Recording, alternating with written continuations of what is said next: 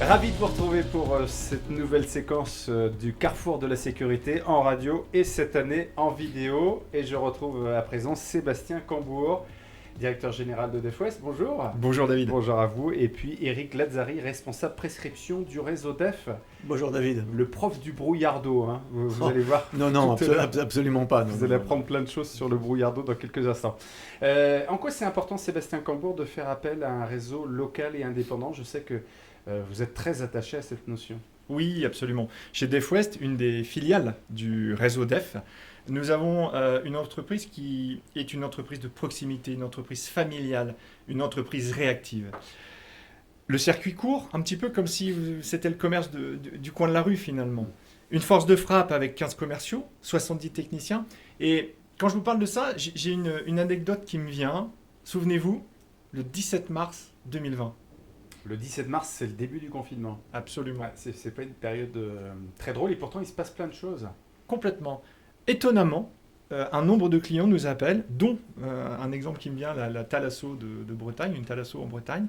Le client nous dit, ben voilà, les locaux sont vides, j'ai plus personne, c'est le moment de faire les travaux, les gars, débrouillez-vous, venez bosser, vous allez pouvoir travailler dans les conditions où on n'a personne. Alors, comment on fait dans cette période si particulière, ne serait-ce que pour s'approvisionner? Eh bien, c'est là la force de frappe de DefWest. C'est que grâce au magasin, avec notre stock local et de proximité, on a pu répondre très rapidement à notre client en mettant en œuvre, bien sûr, tous les techniciens disponibles à ce moment-là et de pouvoir réaliser les travaux dans les meilleurs délais. C'est aussi un magasin, effectivement.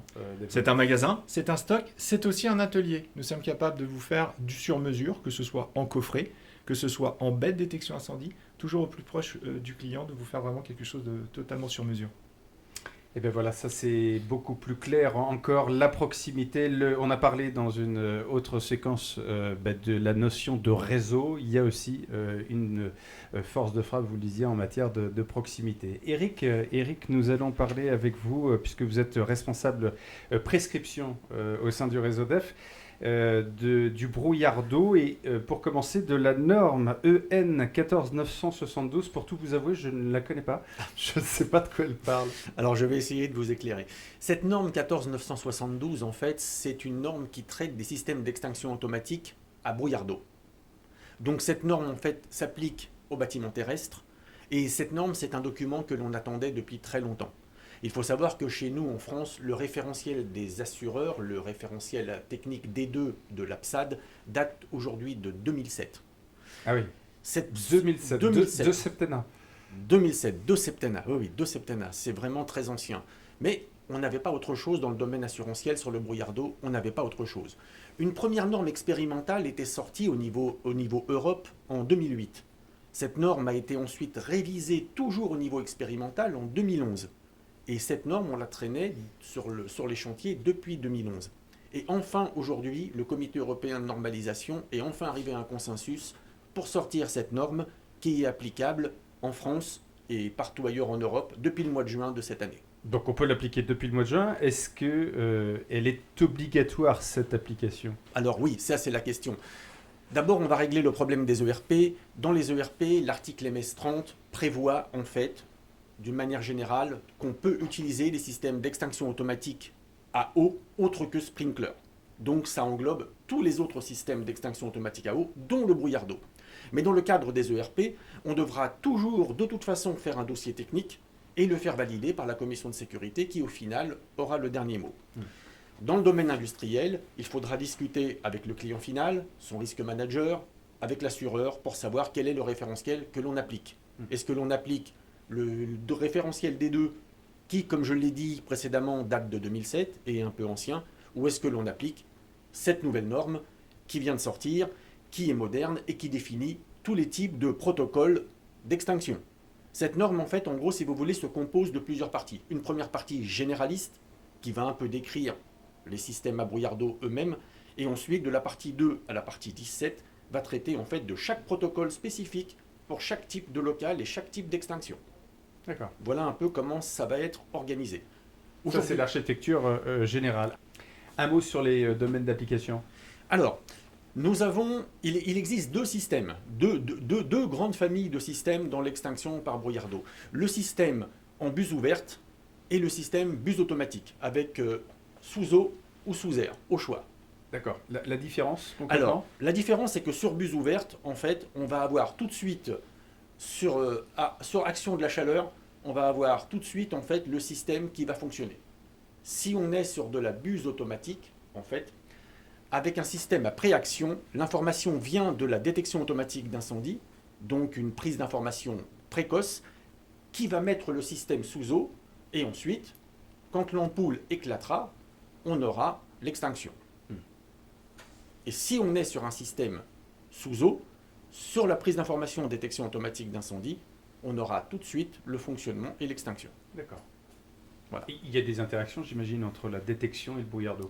Oui, en fait, tous les produits qui servent à la détection sont des produits EN54. Donc sont des produits, par exemple, qui viennent du réseau DEF. Ce sont les mêmes que ceux de la détection d'une manière générale. Idem pour le matériel central, qui est en fait, le système de détection est couplé sur l'équipement de contrôle et de signalisation qui lui-même envoie les informations au dispositif de commande de l'extinction automatique. Donc deux appareils en un, et ce sont des produits qui proviennent du catalogue de spécialistes de détection. Et en plus, vous les avez naturellement. Et Eric, quelle est la différence entre ce qu'on appelle le sprinklage et le brouillard d'eau? Alors, ce sont deux agents extincteurs identiques, mais qui ne sont pas diffusés de la même manière.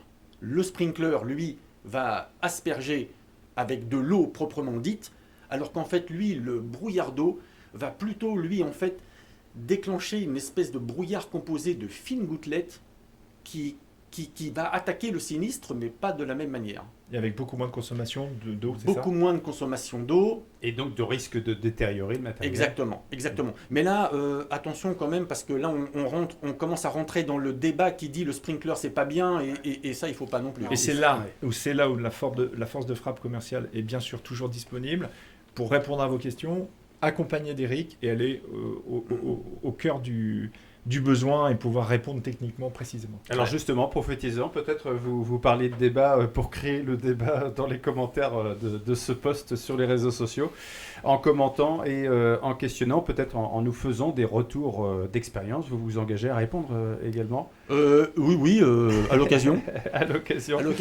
Non, blague à part, la boîte mail est toujours ouverte et le téléphone aussi, et évidemment qu'on répond à toutes les questions concernant le règlement, les normes et toutes ces choses-là. Bien évidemment. On termine, Eric, avec un exemple précis, un foyer de vie que vous avez accompagné. Oui. Alors, en fait, ici, sur cet exemple, nous sommes donc sur un foyer de vie, donc un ERP de type J, au sens de la réglementation de la sécurité incendie pour les bâtiments recevant du public. La problématique dans cet ERP de type J, c'est une absence, en fait, de cloisonnement traditionnel. En fait, plus exactement, une absence de coupe-feu sur certaines cloisons. Donc, évidemment, un avis défavorable de la commission de sécurité sur ce bâtiment, mais avec une certaine antériorité. Mais une antériorité qui n'empêche pas, au bout d'un moment, une remise en conformité. Et bien, plutôt que de recréer des murs, ce qui aurait été compliqué et onéreux, et ben, on a proposé au maître d'ouvrage, en fait, de mettre en place un système d'extinction automatique par brouillard d'eau dans les circulations. Donc le pétitionnaire a monté son dossier, l'a proposé à la commission de sécurité, qui l'a validé. Et ici, le système à brouillard d'eau, en fait, vient en mesure compensatoire de l'absence de cloisonnement et de coupe-feu. Merci beaucoup. Merci, professeur. J'ai tout compris. C'est très bien. Le magasin reste ouvert. Vous avez parlé de magasin tout à l'heure, Sébastien Cambourg. Ben voilà, c'est tout à fait ça. Le magasin est ouvert 7 jours sur 7, 7 jours sur 7, 24 heures sur 24. Les astreintes peuvent vous répondre sans aucun problème, avec grand plaisir. Il ne se repose jamais chez Def West. La suite du carrefour de la sécurité en vidéo dans quelques instants. À tout de suite.